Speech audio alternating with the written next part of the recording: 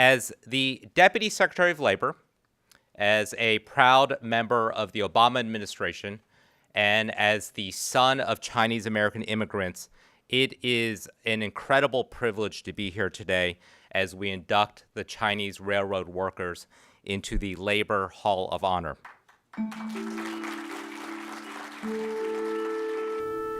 I think it's just a wonderful gesture. Very late, but nevertheless, we really need this apology or honor, and I could feel them, feel the ancestors. I could feel them today. I felt pride, a little tearful, and glad. It was time. It was time for the Chinese to be acknowledged and recognized. I almost cried. I had tears well up in my eyes, and I was very reflecting about the circumstances under which they came, how the workers dedicated themselves to doing a good job and suffered and went through the hardships that they did. Growing up, this is not a history I learned in school, and that's a shame. So my hope is that by sharing the history of these 12,000 workers, we can help to repay some of the debt we owe to generations of immigrants who helped build this country. 45 years ago was the Golden Spike Ceremony, centennial, at Promontory Point. My parents, John and Mary Young, were representing the Chinese Historical Society with Thomas Chin and Phil Choi. They're sitting there, and Secretary of Transportation, John Volpe, says, "Who but Americans, could have blasted through the mountains? Who but Americans could have laid 10 miles of track in one day? Who but Americans?" So, and not one word about the Chinese. And yet their commitment to the work and the sacrifices they made just have not been fully recognized. And that is why we're here today, to recognize the Chinese railroad workers who didn't just build a railroad, they helped build a nation.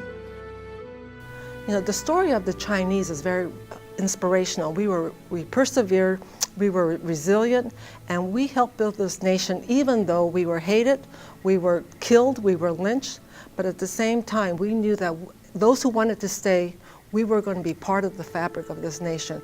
As the United States Secretary of Labor, it is my privilege today to recognize your ancestors for their historic role in building this great nation and advancing the labor movement in the United States. I got chills up and down my back just seeing the Secretary very forcefully saying that this was an incredible wrong, that these people were left out of just not only documentation, but that they were left out of the gratitude of the nation at Promontory Point.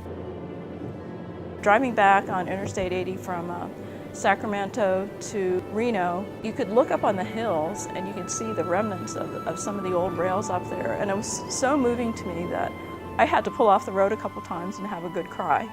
So to me, I felt as though the spirits of those men that had given so much were still there. And, I could just somehow, especially in the Toisan community, the Chinese Toisan community, there's a connection of people, of family, of, staying connected. And I sort of felt like, geez, maybe, this is something that's lingering there that I felt.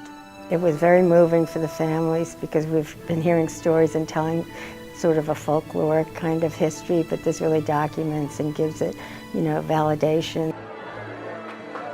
Seeing our people recognized by the government is it's wonderful. And I think that for my kids who are, on my side, 7th generation Chinese Americans, and they're 100% Chinese, it for them is a story that they are Americans like everybody else and that their families contributed to building this country.